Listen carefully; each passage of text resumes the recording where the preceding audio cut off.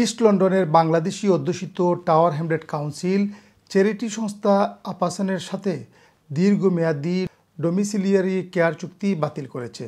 কাউন্সিলের এই সিদ্ধান্তকে ঘিরে কমিউনিটিতে দেখা দিয়েছে চরম অসন্তোষ। অনেকে এটিকে দেখছেন টাওয়ার হ্যামলেটস মেয়র লুৎফুর রহমানের অসৎ রাজনৈতিক উদ্দেশ্য হিসেবে। জানা গেছে, টাওয়ার হ্যামলেট কাউন্সিলে আপাসন গত 4 দশকেরও বেশি সময় ধরে বিশেষ চাহিদাসম্পন্ন 4 শতাধিক মানুষকে সেবা দিয়ে আসছিল। হঠাৎ করে এমন সিদ্ধান্ত সেবা গ্রহীতাদের মধ্যে উদ্বেগ, দুশ্চিন্তা ও আতঙ্ক তৈরি করেছে। আমি অবাক হয়ে গেছি যে আজ 12-13 বছর ধরে আমার বাচ্চারে কেয়ার দেওয়ার হঠাৎ করে চিঠি একটা পাইয়া তো খুব আপসেট লাগে যে তারা অত ভালো সার্ভিস দিরা, কোনো সমস্যা না, যেগুলা যেখান চাইলাম তারা হেল্প দিরা। চিঠি গু ভাইয়া তো মানে অবাক হয়ে গেছে যে আখতা ধরি ইলা যদি চেঞ্জ হয় তে আমার কেয়ারারও কিতো হইব, আমার বাচ্চার কিতো হইব।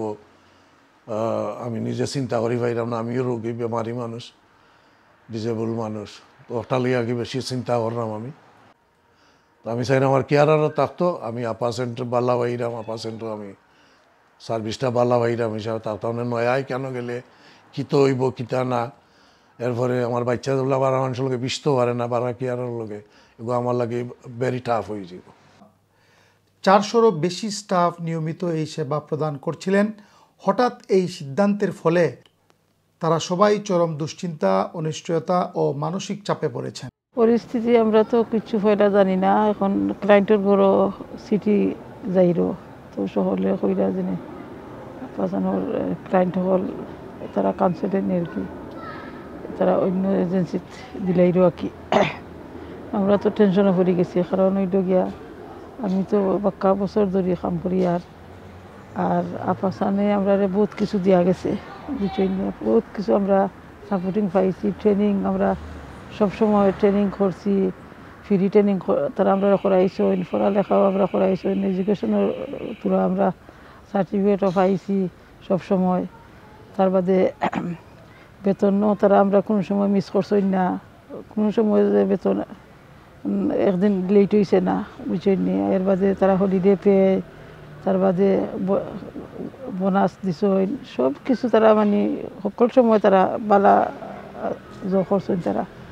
তো আমরা তো মনে মনে বেশি চিন্তা তো পড়ে গেছি। আর আমিও বহুত দিন আগে থাকি আমি ও আপাসানোর কাম করি, আমি বহুত কিছু উন্নতিমান হয়েছি। এদিকে আরেকটি নির্ভরযোগ্য সূত্র নিশ্চিত করেছে, গত 18 জুন কাউন্সিলের ক্যাবিনেটে আপাসনের নাম না উল্লেখ করে একটি তদন্তের ভিত্তিতে চুক্তি বাতিলের সিদ্ধান্ত হয়।